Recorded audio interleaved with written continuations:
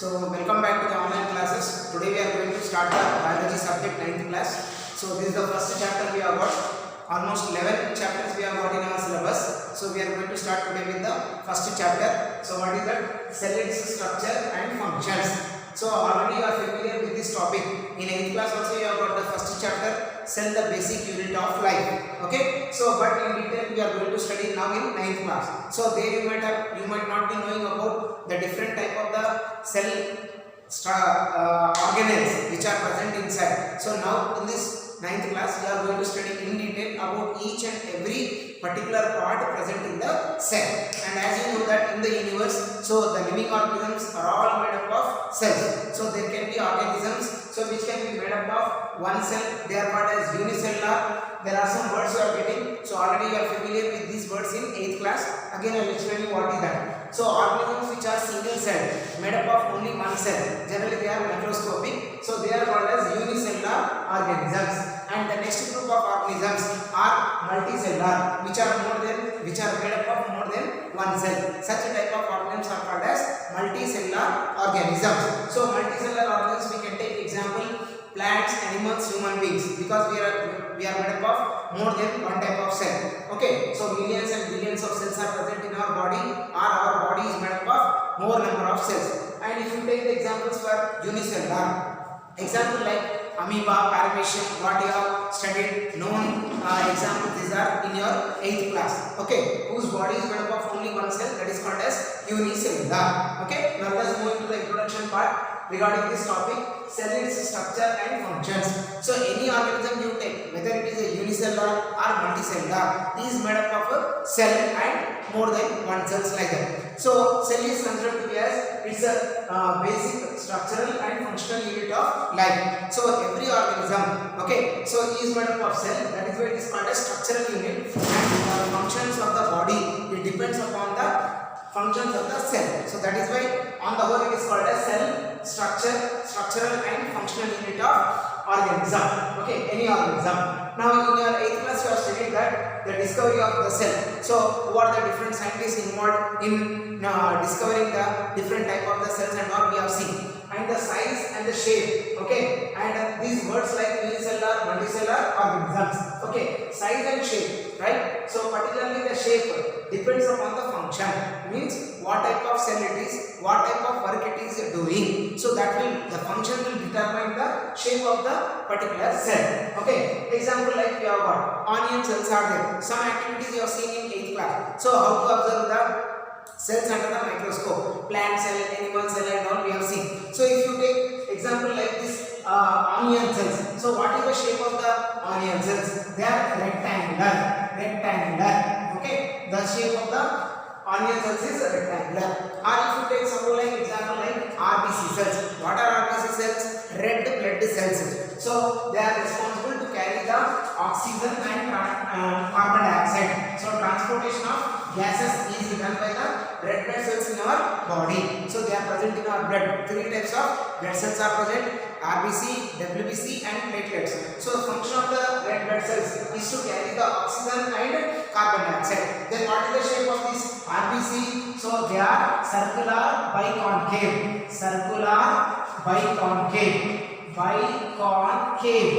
Okay, circular biconcave. So shape of the RBC is circular biconcave. Function is to carry or to transport the oxygen and carbon dioxide gases. Okay, next coming to WBC. What is this WBC? WBC means white blood cells. They are mainly responsible for the protection of our body. The immunity in our body is just because of the WBC. So we have got 5 different type of the WBC cells. Okay, all these are meant for the protection, to protect our body from the attack of the microorganisms. So it can be microorganisms, can be like bacteria, okay, or it can be something like virus, etc. So depending upon the attack, so the WBC cells, since they are defensive in function, so they defend our body, they protect our body by fighting against. So whenever they are attacking the organisms like bacteria or virus, they keep on changing their shape, like amoeba, how it is like that. Okay, so this is the main that is the white blood cell. helps in protection, right? Next coming to the cheek cells. So you have seen in 8th class the activity how to remove the cheek cells and observe it under the microscope. What is the shape of the cheek cells? Or if you take even amoeba, so it is irregular, no proper regular shape. We cannot define the shape, so it is irregular. For example, like amoeba. So this is an organism, shapeless organism. It is called like a shapeless animal. So however we can draw it. Just only thing is the blunt finger-like structures should be there, which are called as pseudopodia. They are called as pseudopodia. Okay, plural form pseudopodia. Here I am pointing only one. So this structure is called pseudopodium, singular. So like that, if you take the cheek cells, so they are also irregular. So like this, they are cheek cells. There is no particular shape. You cannot say that it is a triangle, rectangle, or circle. So we simply use the word called irregular. So like this, we have got depending upon the function, okay, performed, the shape of the organism is. Okay, so here we have got number of examples. Now let us take example of paramecium. So whether it can be the plant cells or the animal cells, all the cells are not alike. They are not same in size. They are not same in shape. Okay, example like if you take paramecium. So paramecium is called as what? Slipper animal. We call it as slipper animal. So since its appearance will be like that of a slipper, it is called as a slipper animal. So this is what we have got, paramecium. Okay, so we will use some particular word, slipper shaped animal. Slipper animal we can call it as. Amoeba, it's irregular in shape. This is irregular in shape. But paramecium, it is slipper like, it is called slipper animal. Okay, next coming to brain cells. So what are these brain cells? Brain cells are nothing but we call them as nerve cells or neurons. We call them as neurons. So the most important system in our body, the nervous system, so which consists of the brain and spinal cord. So the structural functional unit of the nervous system is the nerve cell. So if you see the nerve cell, how they are long thread like, filamentous we call. If you draw the figure, how it should be? So roughly we are drawing the figure like this. So this is the shape of the nerve cell. This is the shape of the nerve cell. So you can compare the shapes of the different type of the cells. Okay, circular, biconcave in RBC. Okay, WBC also irregular. Okay, and next coming to cheek cells, amoeba, irregular. Now if you see paramecium, slipper shape, and this is the brain cell. So what is the type? What is the function the nerve cells are doing? So they are conducting impulses. They are carrying information from different parts of the body to the brain. So since they have to carry, they have to take the information a long distance right from the bottom of our body to the top of our body up to the brain. So they are long thread like, almost measuring more than 1 meter. Almost. So the longest cell in the human body or in the animal body is the nerve cell. So like that we have a different. Next coming to, if you take the cells, plant cells, example like the stomata. You might have heard about this particular stomata. What do you mean by? So these are the structures, openings present on the upper and lower surface of the leaf for the exchange of the gases. Okay, so and they also help in the transpiration, release of excess of water from the plant body in the form of water vapor. Okay, then what is this particular guard cells? So each guard, stomata is made up of 2 guard cells. So certain type of guard cells, how do they appear? They are kidney shaped. Okay, so this is what we call kidney shaped cells or bean shaped cells. Kidney shaped or bean shaped cells we call it as. Okay, so like this the shape of the cell is there. So function is exchange of the gases. Okay, in the plants. Next coming to conducting cells. What do you mean by conducting cells? Means transporting cells. Like in human body or in the animal body, we have got the blood to transport the gases, to take the nutrients and to remove the waste materials from our body. Same like that in plants. So we have got some specialized transporting tissue system is present, or conducting cells we call them as. What are they? So 2 known examples we have got. So in detail in the second and third chapter we are going to study about this one. So complex tissues we call in plants, they are responsible for the transportation of liquid and solid food material.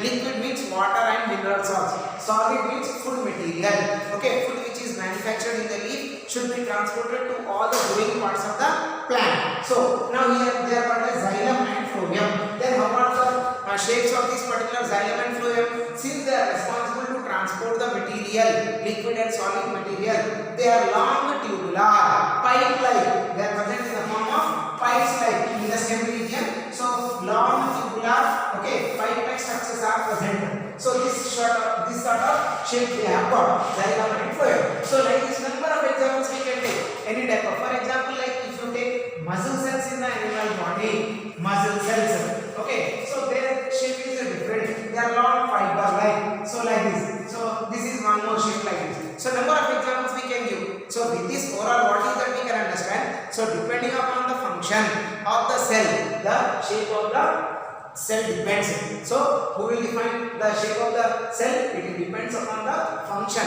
what type of work it is doing. So depending upon that, the shape of the cell is determined. Okay, so this is all what we have got related to introduction, different type of the plant cells, animal cells examples we have given. Okay, now let us move to the next part. Now whether it can be a plant cell or it can be an animal cell, how to observe that? So it is observed by using an instrument which is known as a microscope. Organisms, okay, so which cannot be directly seen through our naked eye, have to be observed under a most important instrument, so which is called as the microscope. And these microscopes are basically of three types. So first type of the microscope we call it as light microscope, okay, simple microscope we can call it as. And second type of the microscope is called compound microscope. Third type of the microscope is called electron microscope. And by using the compound microscope, what type of things we can observe in the cells? So we can observe there are structures like the outermost covering layer of the plant cell, that is called a cell wall, okay, and the liquid present in the cell,